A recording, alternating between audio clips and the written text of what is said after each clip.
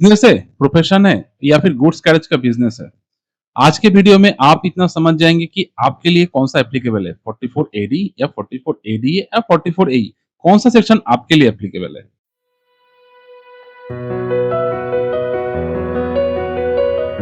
Business करते हैं, profession करते हैं या फिर गुड्स व्हीकल का बिजनेस करते हैं, तो इनकम टैक्स में आपने 44 एडी, 44 एडीए और 44 एई के बारे में जरूर सुना होगा।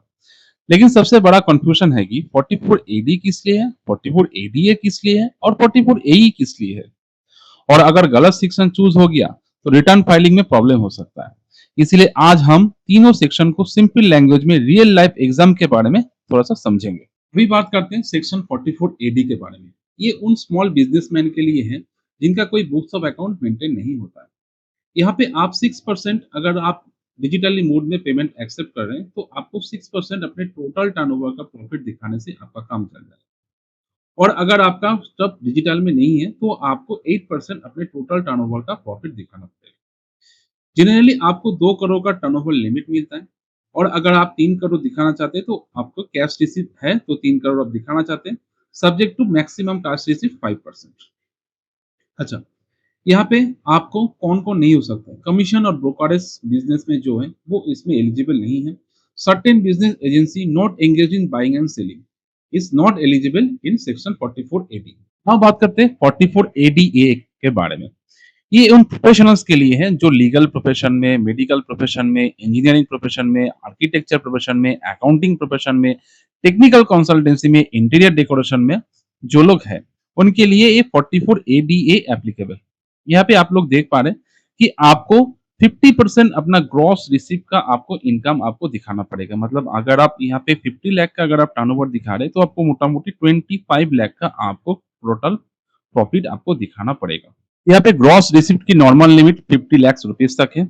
लेकिन अगर cash receipt total gross receipt के 5% से ज्यादा नहीं है तो लिमिट 75 लाख तक रुपए तक हो सकती है।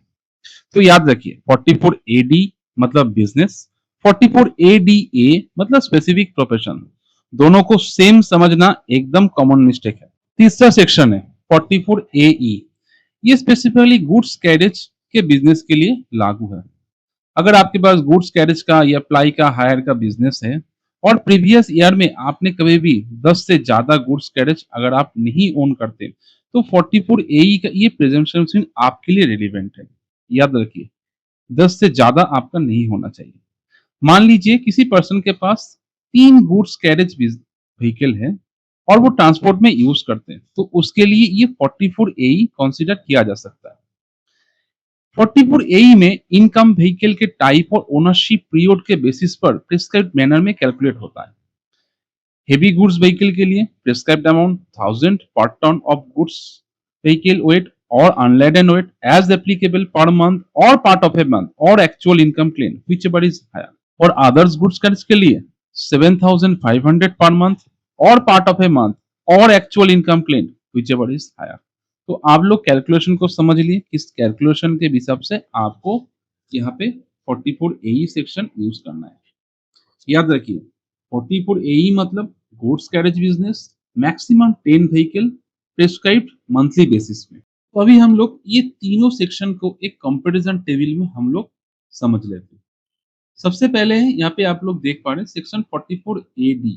ये एलिजिबल बिजनेस ओनर के लिए, जहाँ पे आपका ये डिजाइन किया गया है resident individual, HUF and partnership firm के लिए। हाँ, ये एलएलपीज के लिए नहीं है।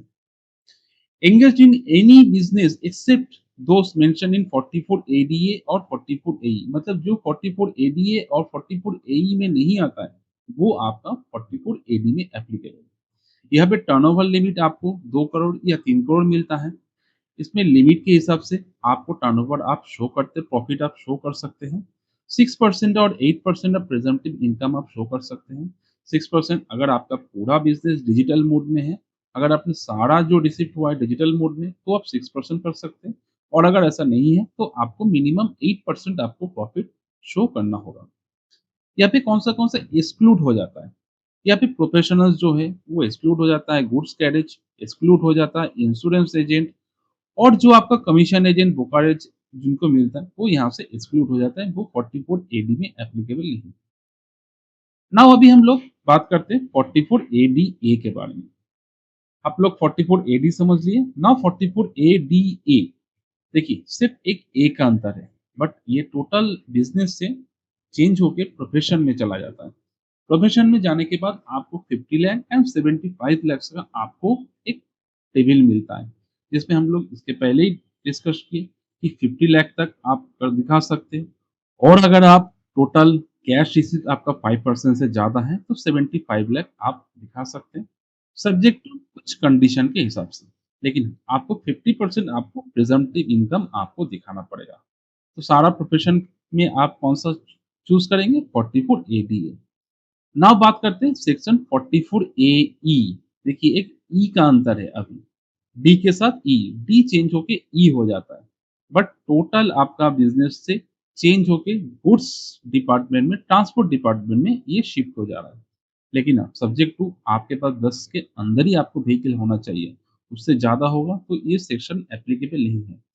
प्रॉफिट यहाँ पे कैलकुलेट होता है आपका गुड्स व्हीकल के वेट के ऊपर, जहाँ पे आपका कुछ सर्टेन लिमिट है, जिस लिमिट के हिसाब से हम लोग टोटल प्रॉफिट को कैलकुलेट कर सकते हैं। ना कुछ एग्जाम्पल आपको यहाँ पे देख रहा है। A small business owner, example, a retail shop owner with 1.5 crore turnover should opt out section 44AB। Second आप देख रहे हैं बी नंबर, स्पेसिफाइड प्रोफेशन के लिए एक इंटीरियर डेकोरेटर और architecture with 40 lakh in receipt should opt for section 44 ADA। सी हम लोग देख रहे हैं example, A fleet owner with only 5 vehicles 5 trucks good carriage जो 44 AE ले सकते, ऑप्ट कर सकते हैं। एक कॉमन मिस्टेक के बारे में हम लोग यहाँ पे लिखे, ensuring you are not choosing 44 AD if you are an insurance agent or earning commission and strictly adhere to 10 vehicles limit for 44 AE।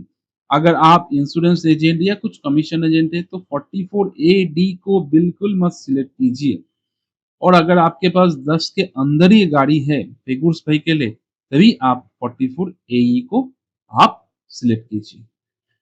तो अगर आपको इस वीडियो से कुछ भी इंफॉर्मेटिव लगा तो आप नेक्स्ट जेन को आप फॉलो कर सकते हैं फॉर मोर रेलिवेंट इंफॉर्मेशन।